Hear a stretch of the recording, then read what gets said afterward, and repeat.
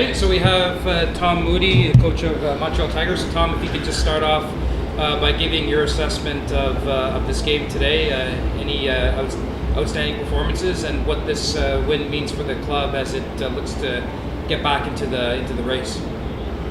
Yeah, obviously, it's a good result for us. We haven't had the tournament that we would have liked to have had. There's obviously been a number of games that we felt that we should have been on the winning side of it, but we didn't quite execute our batting and bowling as well as we should have. But that's the nature of the game. So it's nice to finish on a positive note. Sunil Narayan's innings obviously was pretty special. Obviously with the ball, he didn't, even though he didn't take wickets, he was very effective on that surface. It was great to give a couple of opportunities to again a couple of local boys. Cecil, I thought came back after a difficult start and showed his capabilities with the ball. And young Dylan also showed his promise. He's got some genuine pace, and with more experience and exposure to better opposition, the better that not only him but others will get. For us, just state your affiliation country. Faraz Sarwat with the Canadian Press.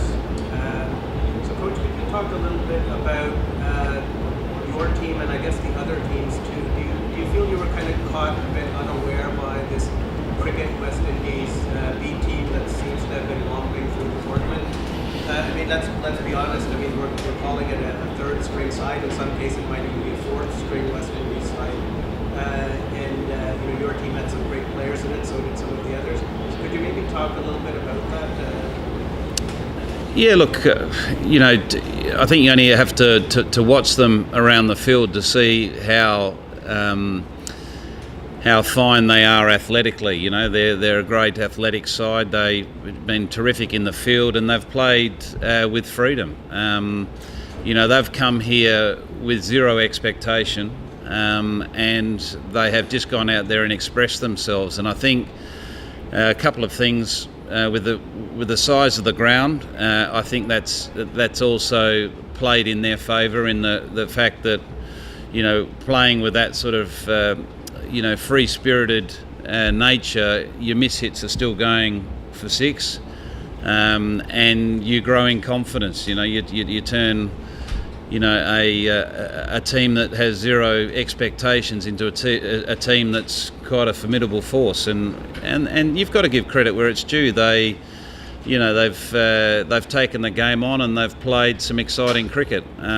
Again, obviously we've come away convincing winners today, and when we played them first up, it was probably one of those games that I reflected on, that it's probably a game that we should have put away as well. But this game is about fine margins, and if you're not getting on top of every aspect of the game, you're going to come second.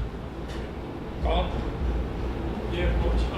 Obviously, the Montreal Tigers side was a little similar to your IPL team, very strong in the bowling. Looking back at the tournament overall now, I don't want to say you regret the decision, but would you have liked to maybe have selected a team with batting along with the strong bowling that you had? Well, to be honest with you, I don't think it does reflect too much to do with the IPL. I think they're two different animals.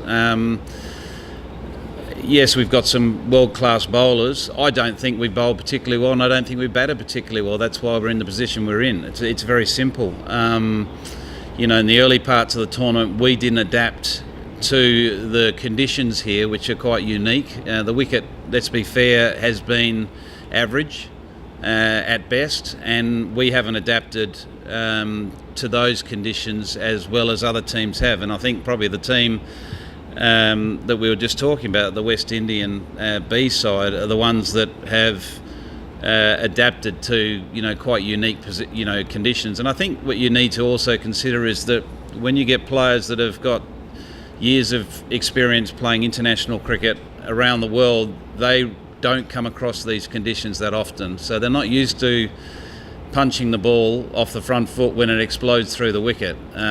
So having to not only technically adapt but mentally adapt to those conditions is a challenge. Hi, Tasneem Gorilla Cricket, London. Coach, you talked a little bit about the bowling and the batting both being a little bit disappointing. You have had some standouts of consistency with Moses, his batting, and you've had some good bowling as well. Could you talk a little bit about what made you make the decision to debut some of the Canadians that we saw today?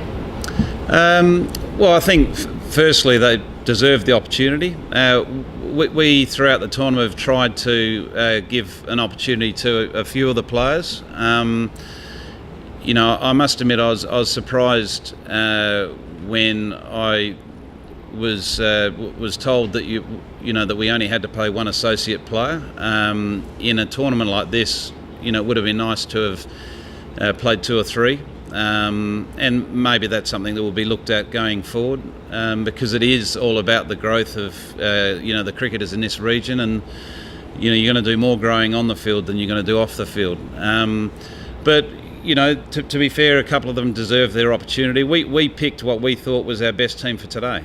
As simple as that, and it had a couple of more associate players in the side, but to me, given the form of the team and players, we thought that was our best combination for today. Hi Tom, you've worked with some world-class leg spinners, Rashid Khan and now Sandeep. What are your thoughts on them, and how is it working with them? Do they pick your brains, or do you just let them be? Look, Sandeep, it's been great to have him involved. I think we've got to recognise that we're still dealing with a kid that's not even 18 yet. So experiences like this is going to be terrific for him, being exposed to again another tournament, playing with different players, playing against some world-class players, but even more importantly for a leg spinner playing on a ground that's got a 45-metre straight boundary. That's not a leg spinner's best friend. Leg spinners, ideally want to play on big grounds because it enables them to really throw it up and spin it hard. But he's adapted well. He's got incredibly bright future. That there's no doubt that he's talented about his talent. He's incredibly skillful, and he's all ears and eyes open to learn and continue to learn, which is great. With your experience of IPL, big time experience, how do you view the Canadian cricket perspective, both in the form of basics as well as for the cricketers of this region, and your inputs and your experience, how do you think it has blended with the Canadian cricket boys, and how your experience will help them in the times to come? I think regardless of where you come from in the world, and with regards to how much experience you have or you don't have, I think you're a fool to think that you're not forever learning.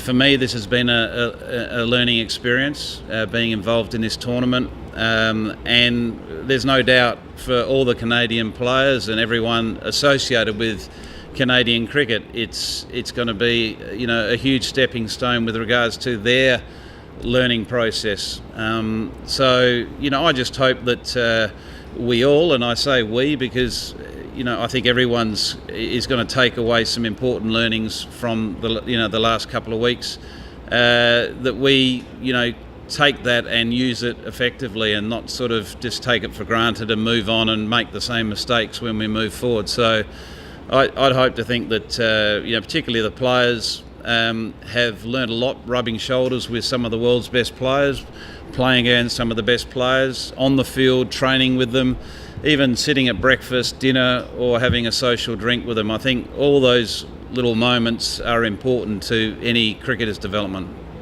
Basically, after the first phase of the tournament, playing different teams with your side, could you identify any good, promising prospects from the Canadian perspective? Look, to be honest with you, I'd rather not sort of identify any particular individual. Yes, what has been good is there has been a number of players, I'll say, that that have impressed and have shown that they're more than capable of stacking up against some of the best players in the world. I think it'd be unfair for me to sort of highlight one or two players, because I think there's a few that have shown terrific promise. Thank you. Okay, Cheers. Thank you.